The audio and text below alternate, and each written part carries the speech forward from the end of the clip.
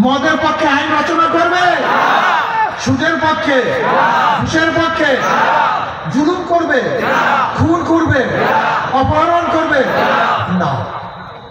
আমি বিশ্বাস করি এই ধরনের মানুষ যদি সংসদে যায় তখন সংসদটা একটা জান্নাতের বাগিচা হবে, ওটা বাংলাদেশটা জান্নাতের পরিবেশ সৃষ্টি হবে। সমস্ত মাজলুম মানুষগুলি তারা শান্তিতে বসবাস করতে পারবে।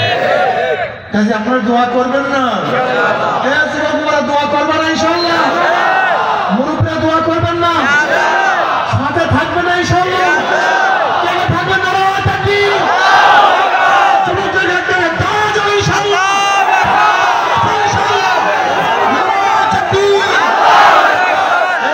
হাত পাখা ইনশাআল্লাহ, হাত পাখা সব মার্কা দেখা শেষ, বাংলাদেশ সব মার্কা দেখা শেষ, হাত পাখা বাংলাদেশ থাকবে তো ইনশাআল্লাহ।